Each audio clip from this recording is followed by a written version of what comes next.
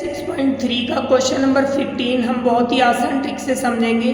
यहाँ पर क्या है, हमारा एक पोल है, ये 6 मीटर लंबा है और इसकी जो शेडो है वो यहाँ पर ये 4 मीटर लंबी ज़मीन पर पड़ती है। हमने इसको ज्वाइन कर दिया, नाम इसका ट्राइंगल ABC दे दिया।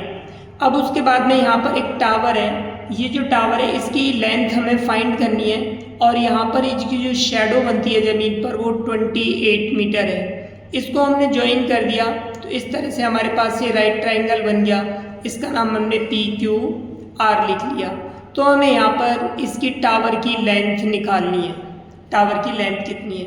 अब हम क्या करते हैं, यहाँ पर इन दोनों ट्राइंगल को सिमिलर प्रूव कर देते हैं।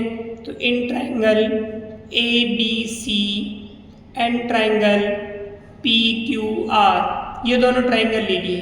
अब यहाँ पर ये देखते हैं, ये वाला एंगल हमारा 90 डिग्री होगा और ये भी एंगल 90 डिग्री होगा। तो angle ABC equal to angle PQR। Reason क्या लिखेंगे इसका, ईच 90 डिग्री, दोनों ही 90 डिग्री हैं। अब यहाँ पर हम क्या करते हैं, ये वाला जो एंगल है वो इसके बराबर होगा।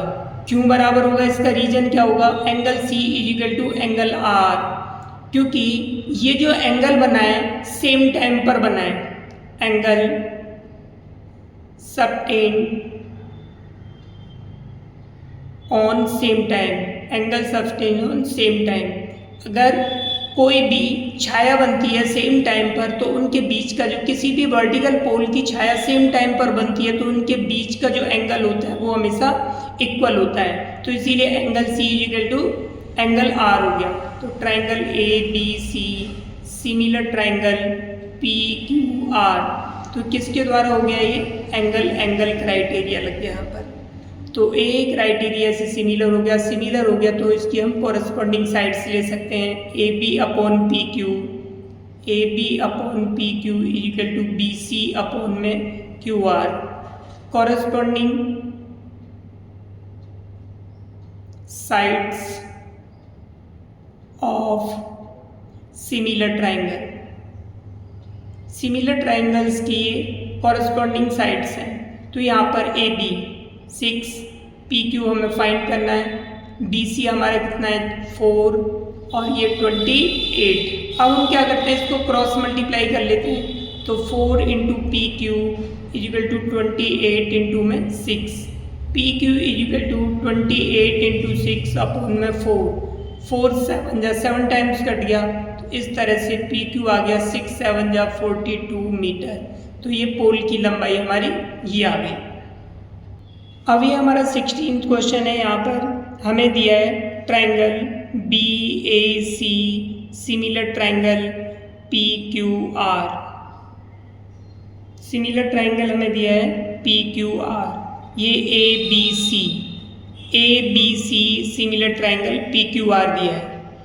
तो अब हमें जब ये सिमिलर दिए तो हम ये लिख सकते हैं angle B equal to angle Q। क्यों, corresponding angles of similar triangles. तो सिमिलर ट्राइंगल्स के कॉरस्पॉन्डिंग एंगल हो गए।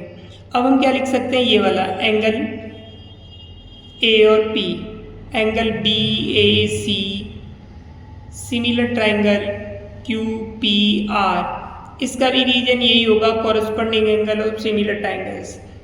अब हम क्या करते हैं, इक्वल टू, तो यहाँ पर हम क्या करते हैं, हाफ इसमें मल्टीप्लाई कर देते हैं बोथ साइड। तो इसमें हाफ मल्टीप्लाई करेंगे हम।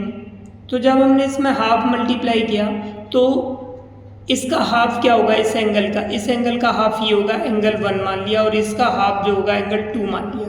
क्यों, क्योंकि मीडियन इसको बाइसेक्ट करती है। तो angle 1 equal to angle 2, median इस एंगल को बाइसेक्ट करती है और ये PM मीडियन इस एंगल 2 को बाइसेक्ट करती है। तो एंगल 1 इक्वल टू एंगल 2 आ गया।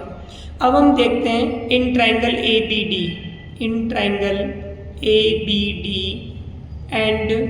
ट्राइंगल PQM, इसमें अभी हमने angle 1 equal to angle 2 proved किया, प्रूव्ड एबव, हम लिख देंगे यहाँ पे प्रूव्ड एबव, हमने ऊपर प्रूव किया।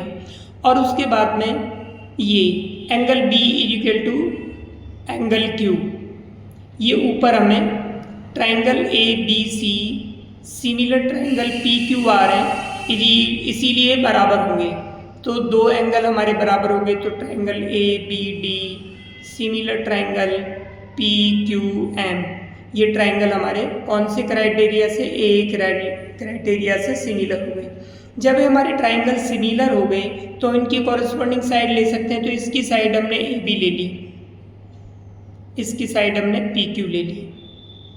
अब इस ट्राइंगल की साइड हमने ए डी ले ली और इस वाले की साइड हमने पी एम ले ली। रीजन क्या होगा, corresponding sides of similar triangles, ratio of corresponding sides of similar triangles. तो इस तरह से हमारा ये प्रूव हो गया। That's all.